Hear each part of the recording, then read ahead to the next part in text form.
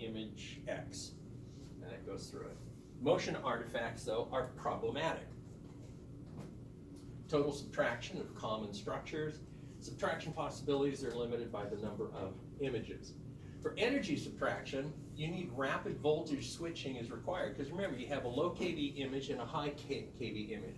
So not only is your tube being pulsed, as we saw, rapidly, you've got to pulse it rapidly at two different kVps. Now, sometimes that's achieved by voltage switching. Sometimes it's achieved by filtration. Filters moving in and out rapidly. Higher X-ray intensity is required for comparable contrast. Complex image subtraction is necessary. Motion artifacts are greatly reduced. And some residual bone may survive subtraction, and you have more different types of subtraction images possible. Easy and fast with some drawbacks. Not so easy, not so fast, but a little better image if you're looking at contrast-filled structures. Okay. So this is just a diagnostic drawing of how digital subtraction and geography works. So this is frames 1 through 6. Little black line is the guide wire. And so you have your subtracted blank, subtract, and now you have contrast, but everything else is subtracted out. As your contrast grows, pretty easy. So you have an image of only the contrast material filled vessels. Now the subtraction process usually begins slightly before contrast injection. So most of the systems will actually start acquiring before the contrast actually is administered. So it has a good pre-contrast image. But easy. But it just seems to be, I mean, it's nice, but you could get more information. These are some examples. So this is the unsubtracted original image. B through D are subtracted DSA images obtained at 3 progressive time points during contrast administration. So this is the original image, but this is what will display on the monitor for the physician, because all of this is happening in the background. Okay, and of course this patient has a problem. And you can see there is some shifting here. So this indicates what? Motion. That's one of the things that you do have to deal with. Now there are some in a digital system, since each one of these images, the original and subtracted, are digital, you can do something called pixel shifting. We'll talk about that in a little bit, which allows you to actually take images and shift them a couple of pixels one way or another, sometimes 2 ways, to kind of get rid of this as much as you can without destroying any of this.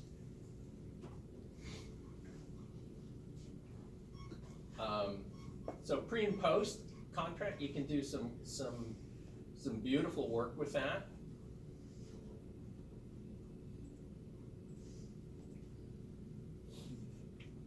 Just another example.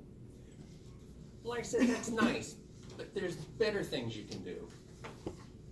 Road mapping. When this was introduced as a software enhancement, radiologists went crazy. It was nice because you did a so this was post-contrast image. So you got this contrast filled, you've got your catheter here. This is your pre-contrast showing a catheter, and that's subtracted. But that becomes a mask so that what you see ultimately as you subtract, you go back through and give the patient a second administration of contrast, and then you start subtracting. But what is it that you see moving? You get to see where the catheter is going, and that gets overlaid on the contrast image, so you can see just where you're going. So if you're trying to find the problem that you want to get to, this allows you to see when you get there. Otherwise, for just regular contrast subtraction, you really can't see the catheter. You can see the vessel, but you can't see where your catheter is in relation to it. And this way, so this is live fluoro with road mapping, and this is DSA without road mapping. You just can't see anything because there's no contrast. Radiologists love it. This is what you're going to use to what? This is how you're going to fix defect. This is how you're going to put stents in. This is how you're going to fix aneurysms. This is how you're going to get to where you want to be in a vascular system. And this is just an example of that. So you can actually see your catheter moving up where it needs to be. And now they're putting the coil, and they're seeing that it's all been done. Road mapping is very important. The other part of digital, it used to be, if you wanted to do angiography of the legs, it was onerous. You basically had a film changer that worked on a rotational basis. You loaded it with 6 14 by 36 cassettes, which weighed a ton. You had to manually load those, and then you only got 6 exposures. So you would make your first exposure, inject, and then flip, flip, flip, and flip.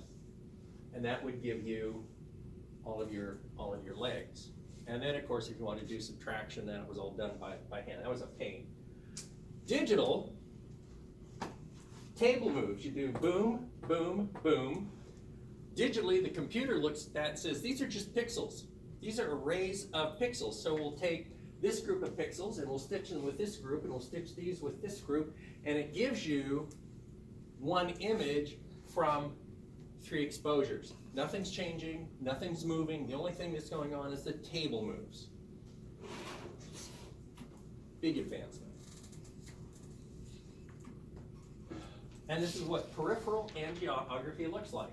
So they're kind of what they call knitted, I call them stitch, but knitted together. A lot better than trying to throw around 14 by 36 cassettes. And you can do more images. You're not limited to just 6 views of the legs.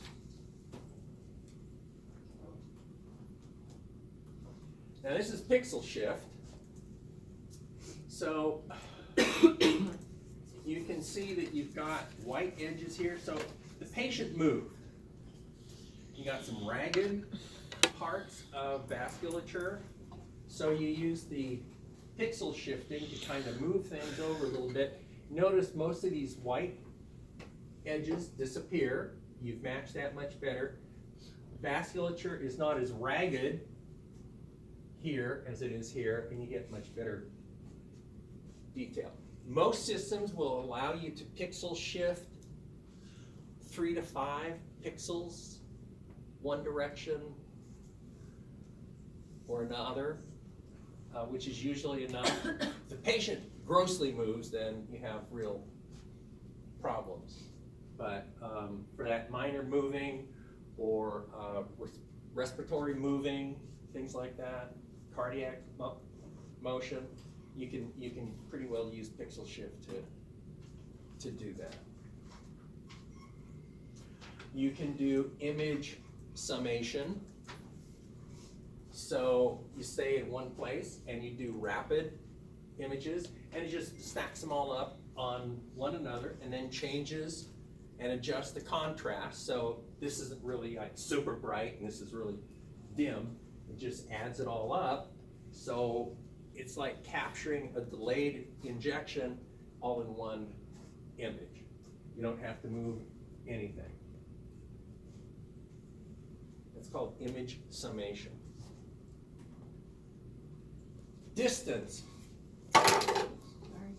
If you have a digital field of view, and if you know what the pixel sizes are and what the geometry is, and you have a standard, you can image something and you can measure it.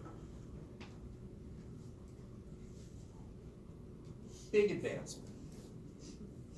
And it's accurate generally down to about 1/10 of a millimeter the last time I tested one. Very helpful. So radiologists want to know if there's an aneurysm, how big is it? If there's a stenosis, how big is it? What percentage is it? Since you can measure, you usually will have software in the computer that will actually measure where stenosis is and say, well, this is what percentage blockage it is. I mean, there's all sorts of, once you go digital, you have all of these analytical capabilities that are limited only by the ability of people to write software to take advantage.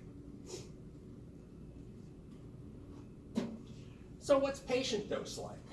Well, this is typical. Okay, this is pretty good. So if you have five minutes of fluoro, about 200 milligrams for conventional. Half of that for digital. 3-spot films in normal mode, 6 milligray for conventional, drops down to 1/3 of that, 2 milligray for digital. Go into mag mode, remember we already said you go into mag mode, your patient exposure goes up dramatically for an image intensifier, but not for a digital detector. All you're doing, the exposure is the same. You're exposing the entire detector. They're just taking that center part and displaying that for you, but the exposure is essentially the same. So you get lower exposures across the board. So instead of the 10 milligray for mag mode, you're down to 3.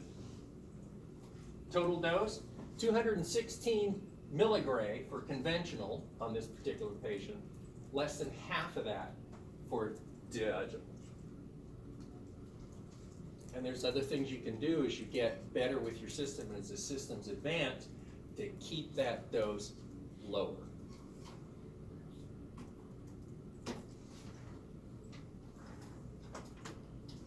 So,